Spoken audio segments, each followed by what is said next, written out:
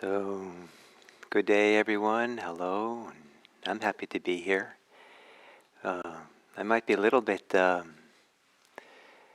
quite myself today. I had the COVID booster shot yesterday and been going through chills and feeling very tired. And the moment I feel great, and so maybe it'll stay that way. But if I begin to sag, then that is why, probably. So.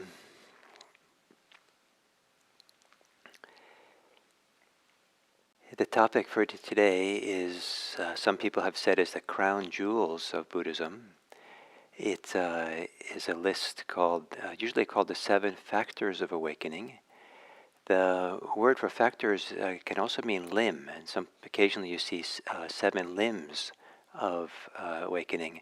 And I like this idea of limbs. Factors just seems like a list, but limb seems like a part of a whole.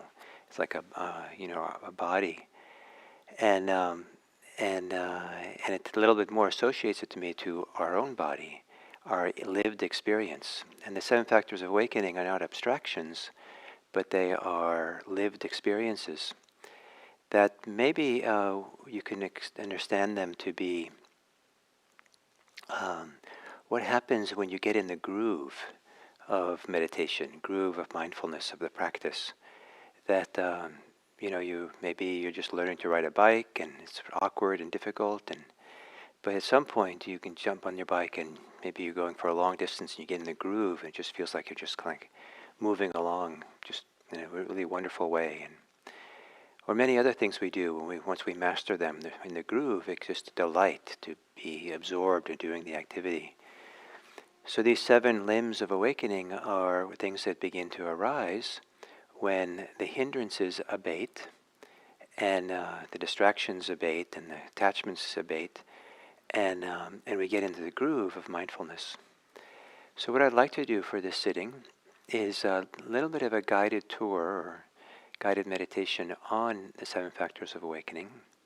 And perhaps that's a nice way of being introduced to them or to be connected to them, is if I'm able to kind of point to them or evoke them or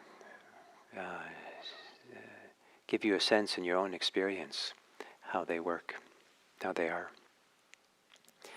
So first I'll tell you what the 7 are.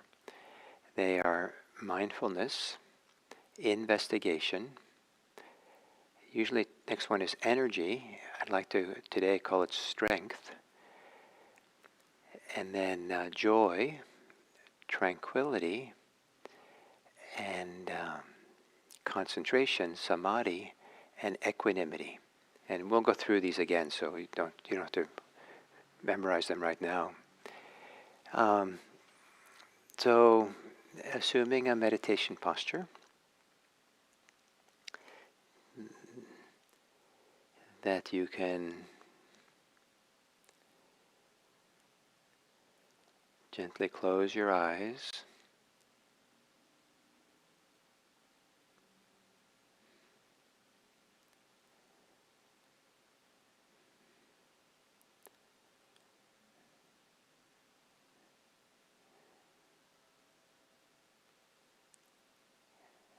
And it's a way of establishing yourself here, kind of definitively here.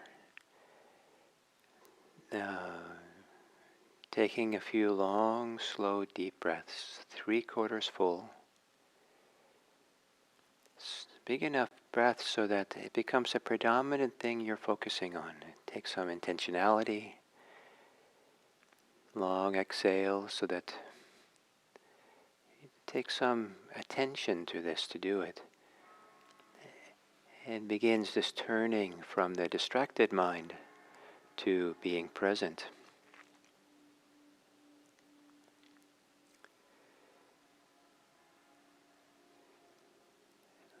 And maybe deep breaths, and as you exhale, also to relax the body. Sometimes the deep in-breath allows for kind of a deeper, even internal relaxation on the exhale.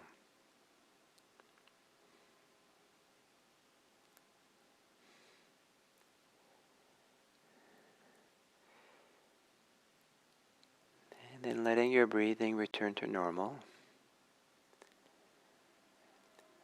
And with the orientation to gather yourself here in this present moment, putting aside your distracted thoughts. As you exhale, relaxing the muscles of your face, as if you're settling in with your face to be here. The face doesn't have to work or figure things out or reach forward, be outward directed. The face can settle back on itself, be at ease.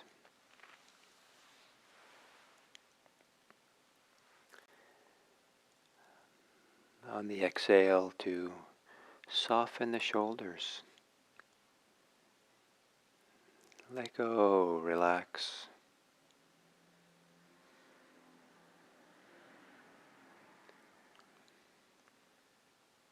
Release the holding, contraction of the shoulders when from busyness and fear.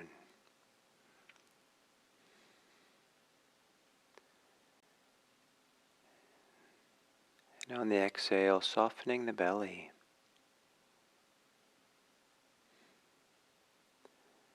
And with the softening of the belly, also kind of a settling of your weight into your lower torso.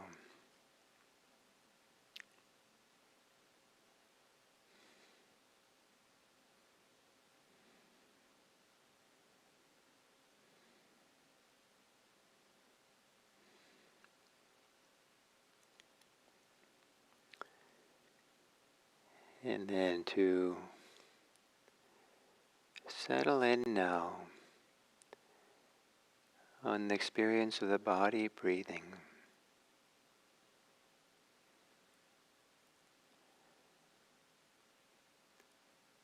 Accompanying the body as it breathes with your attention.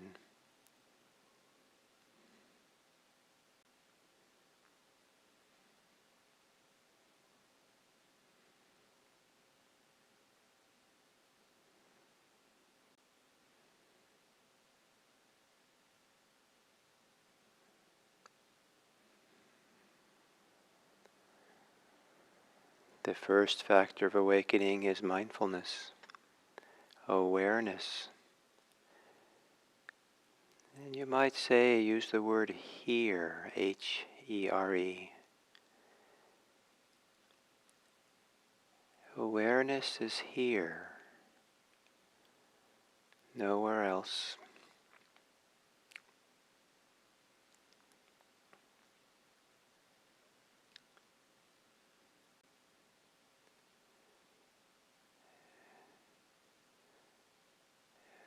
Here with awareness, here with a little bit of clarity,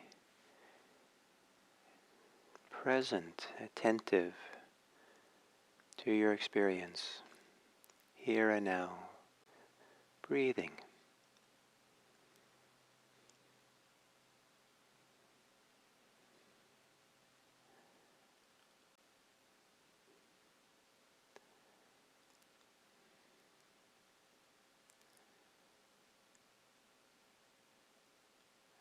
Letting your awareness be here with breathing.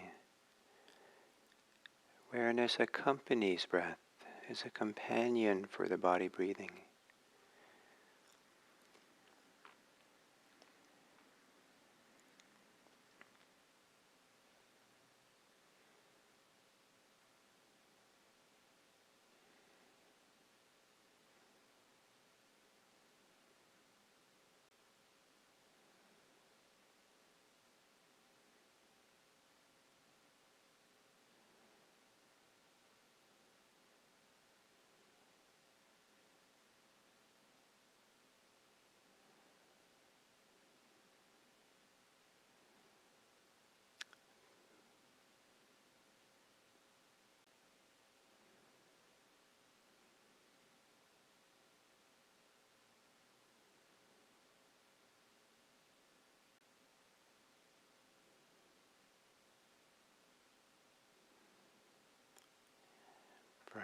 perhaps as you exhale, to let go of your thoughts, so that the quieting absence of thinking makes more room for awareness to be here, to be open, to be clear.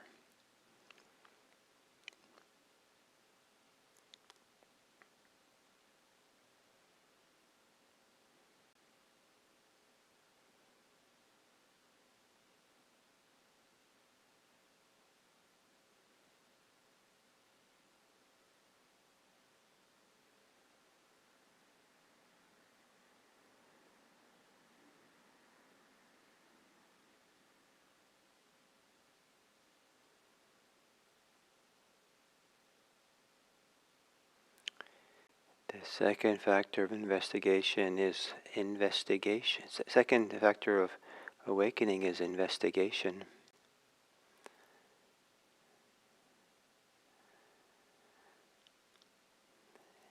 And it's not analysis or probing, but rather very simple attunement to your experience that can be expressed through the word what. Whatever you're aware of, just say what. What is this? And not answering it with words, but rather let it register more fully, as if you get closer to it or feel it more fully. Maybe even a sensory awareness that you receive.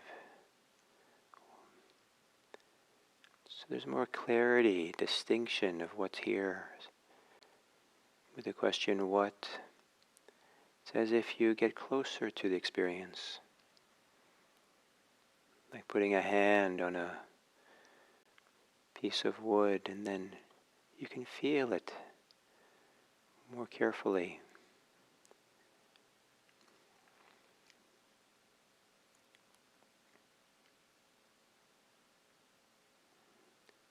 The hand of awareness goes on the breathing, and there's more richness and variety of sensations that you experience in breathing.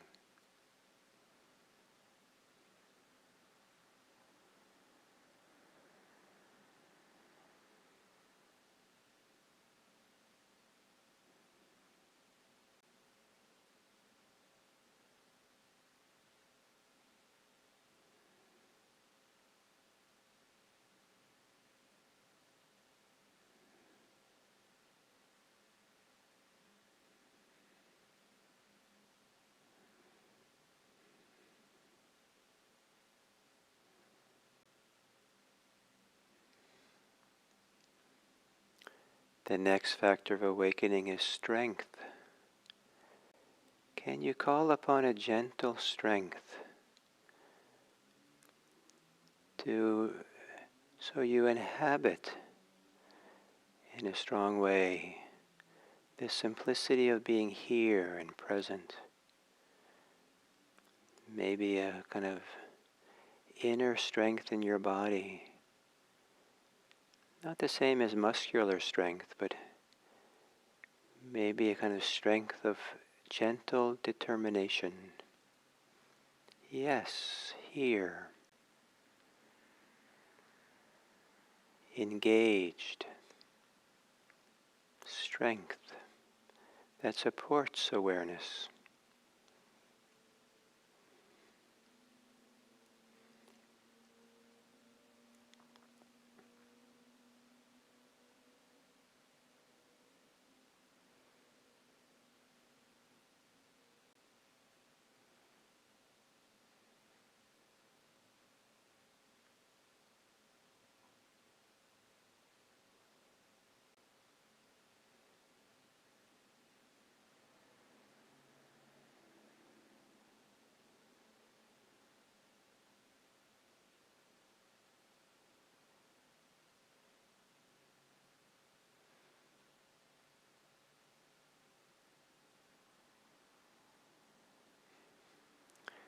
The fourth factor of awakening is joy. The delight of being engaged fully in the experience, coursing in mindfulness in the present moment, appreciating the opportunity to be here. I associate joy with the word yes. Yes to be with this experience. Yes to feeling the breath in the body. And maybe even you can make a small half smile. It makes it easier to enjoy being present here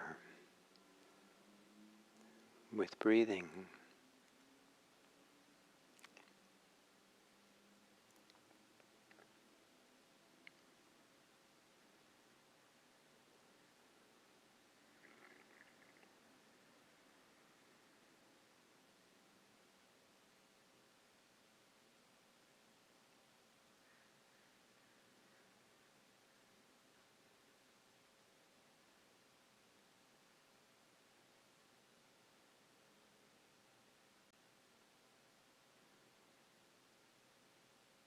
The next factor is tranquility. Perhaps there's a way of continuing to relax. Let things be calmer. A calming of your thinking mind.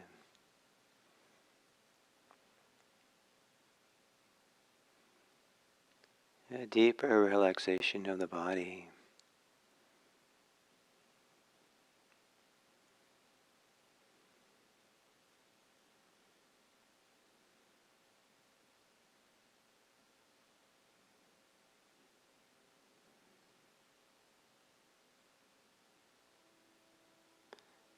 And whatever reference point you have for present moment tranquility,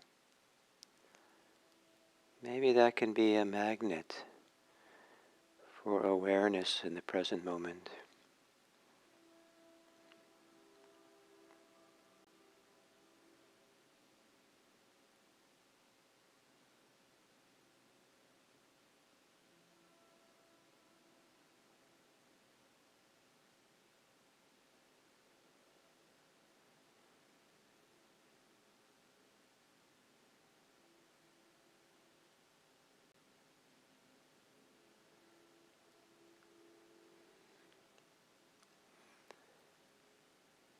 The next factor is samadhi.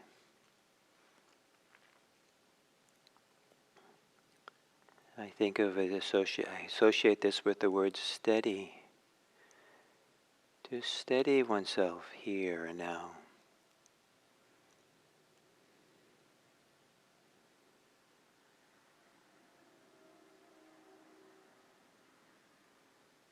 To steady oneself in the middle of our whole being.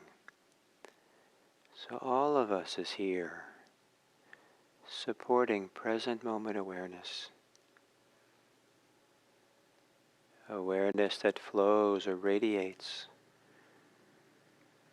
from all of our life, now, here.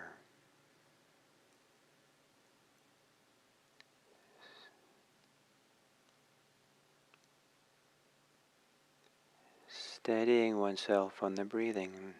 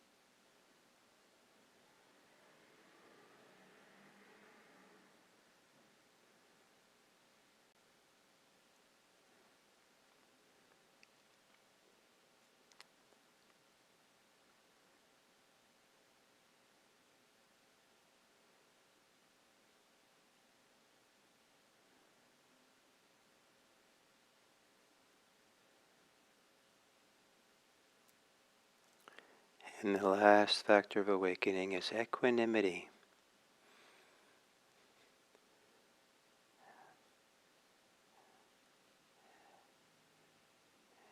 Maybe it can be associated with the word okay.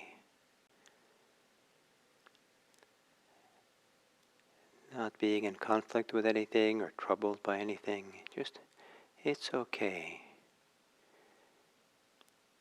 So the mind is less reactive, more balanced.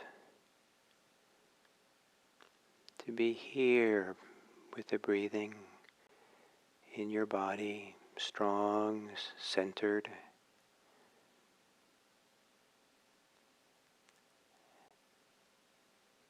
Awareness not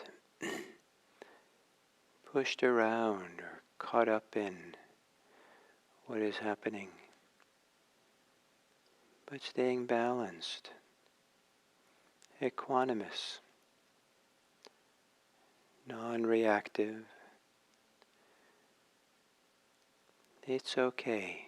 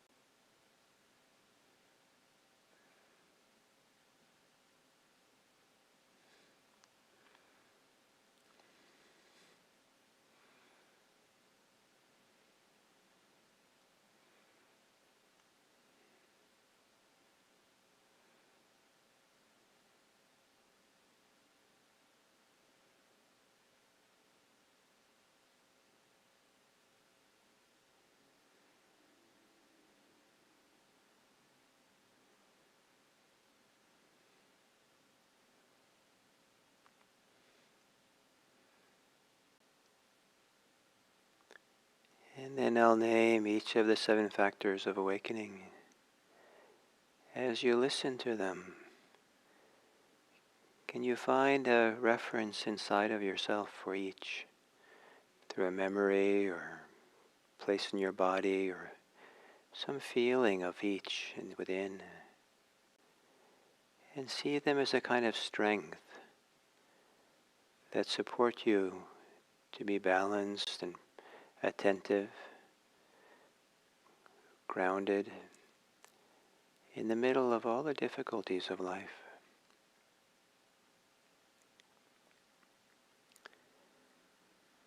Mindfulness.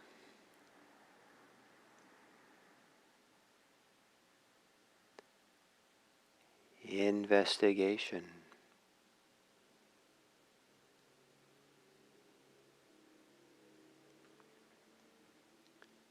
Strength.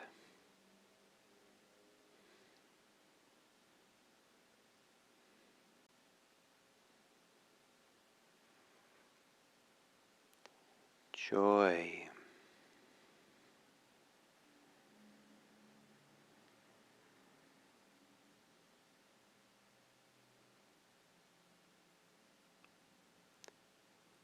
tranquility,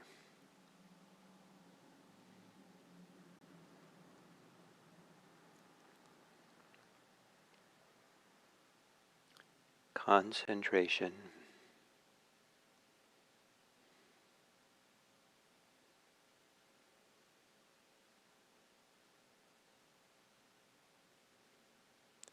equanimity,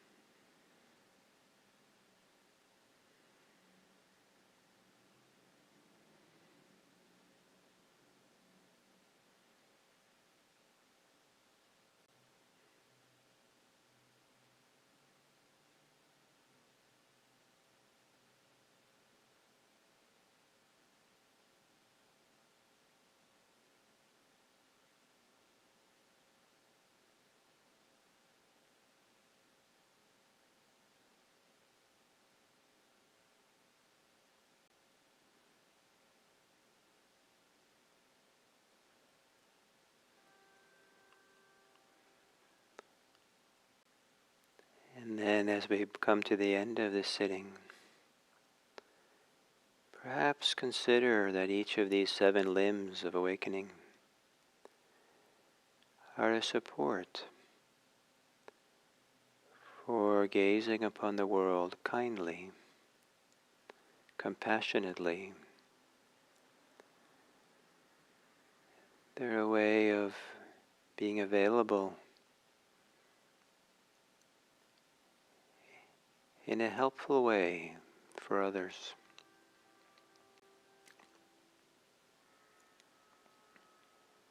Supported by the 7 limbs of awakening, you're less likely to get caught up in your reactivity and more likely to be present and see clearly.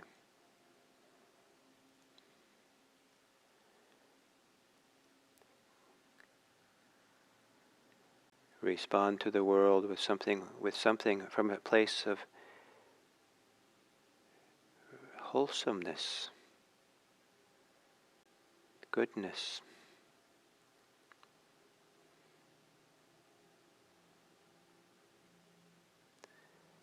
May through this practice we strengthen a wholesome, caring way of being with the world. Certainly this world needs more people who bring kindness and compassion and care, friendliness. And may it be that this practice we do does that for us, so that we intentionally, consciously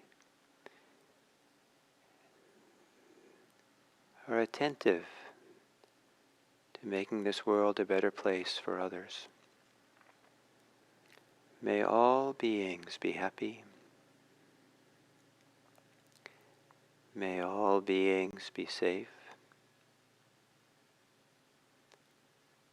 May all beings be peaceful.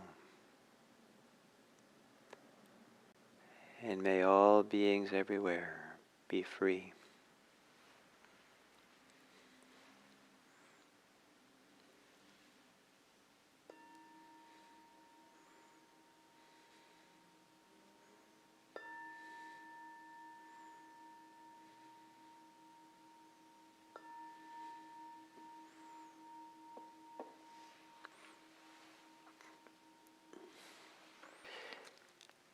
So, the topic is the 7 factors of awakening, the 7 limbs of awakening.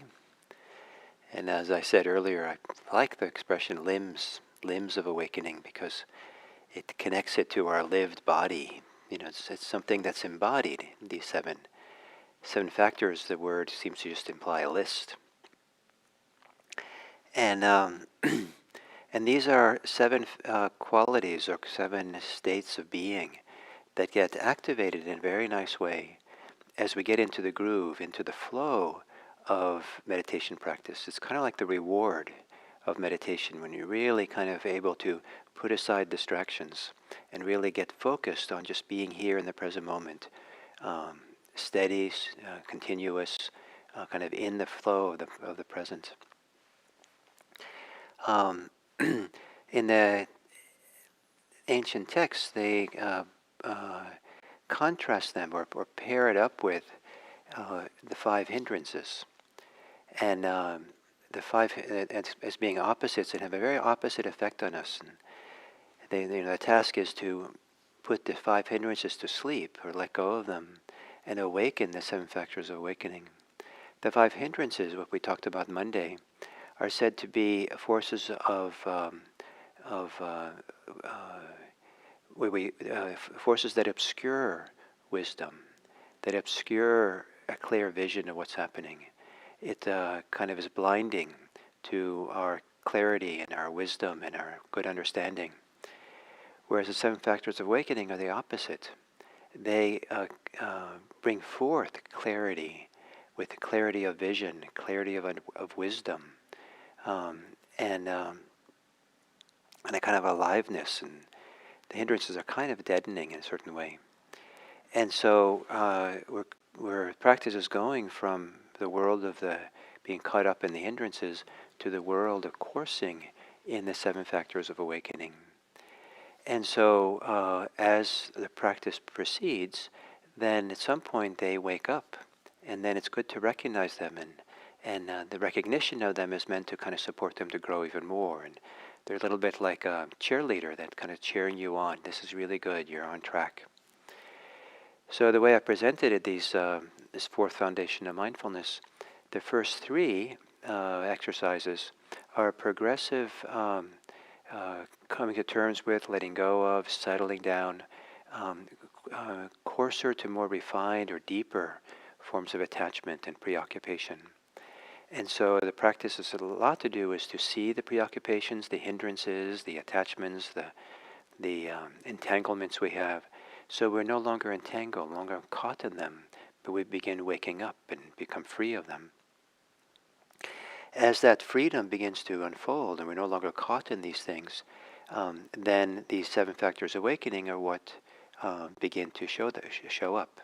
And it's a beautiful thing to practice present moment awareness and really get into the groove of it, and then feel the birth, the arising of these very healthy, wholesome, wonderful states that are in some ways feel impersonal.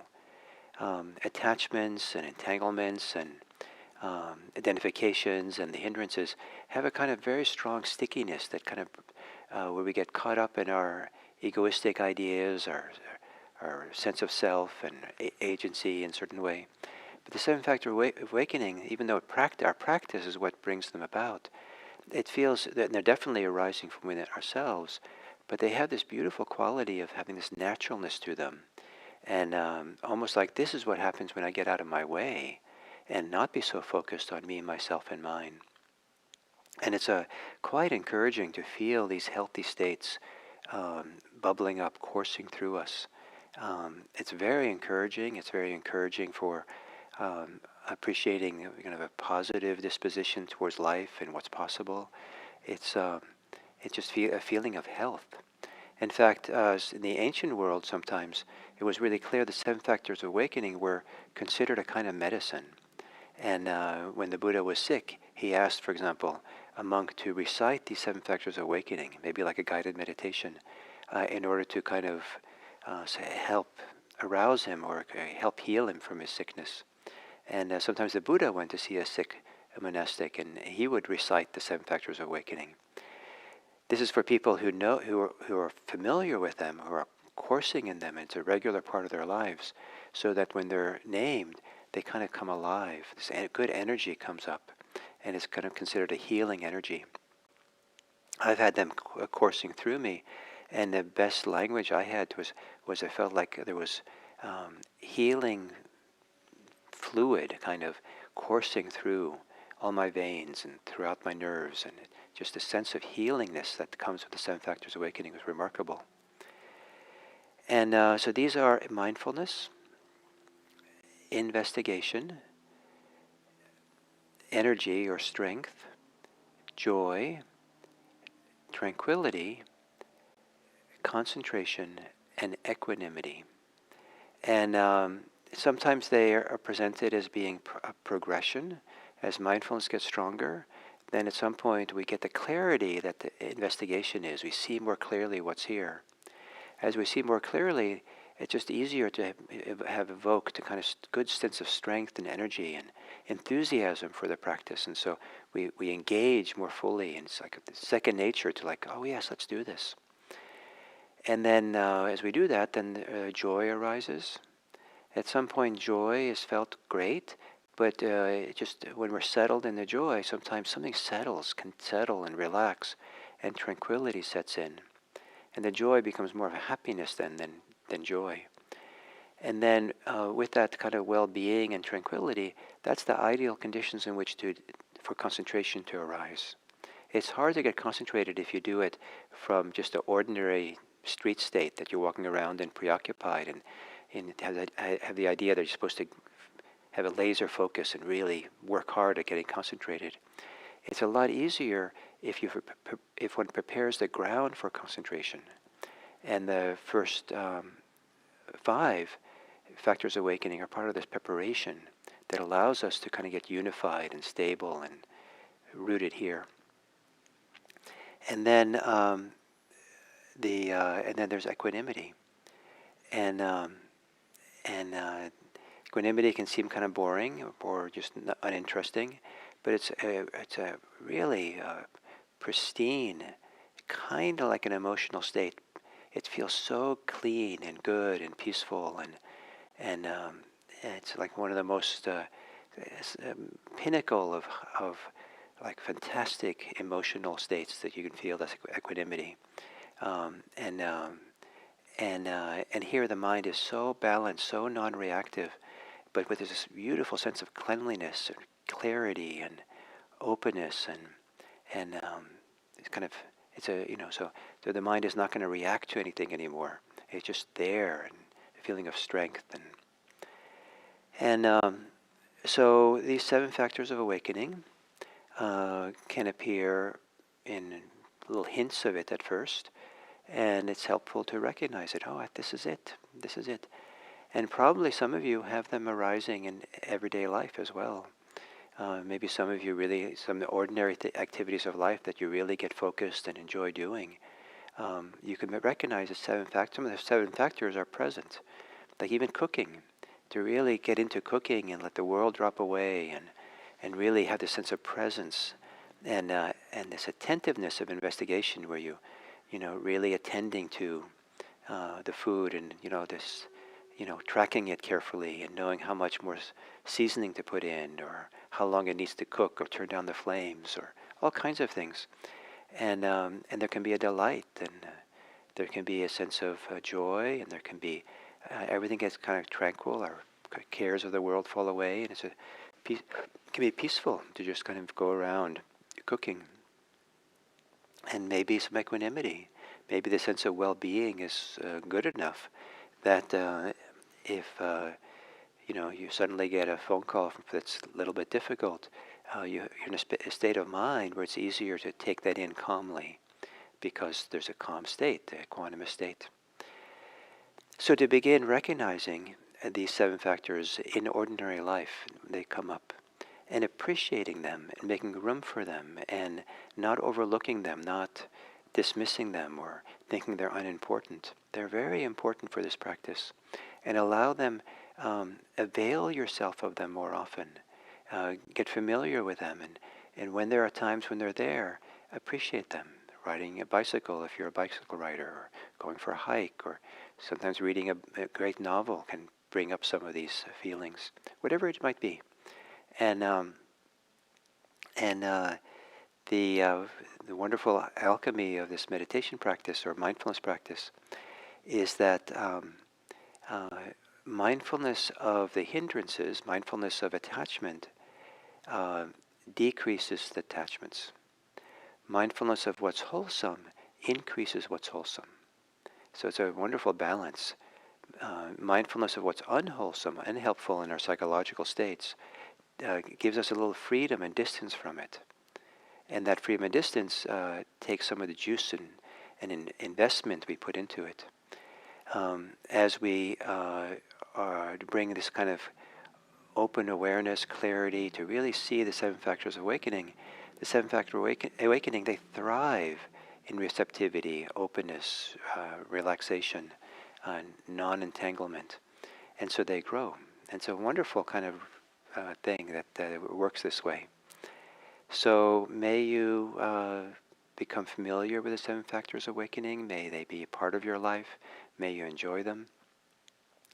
And I think in this pandemic, at some point maybe last year, I did a whole series on the seven factors of awakening on this, this early morning sitting. So you could listen to those talks. And it's a good thing to learn about. And in terms of the path to liberation, the seven factors of awakening then set the stage for liberation itself. That's why they're limbs of awakening. And so, and that's a little bit the topic, that is a topic for tomorrow, the last exercise and the fourth foundation of mindfulness. And has the seven factors of awakening as the platform in which to realize it. So thank you very much, and I look forward to tomorrow.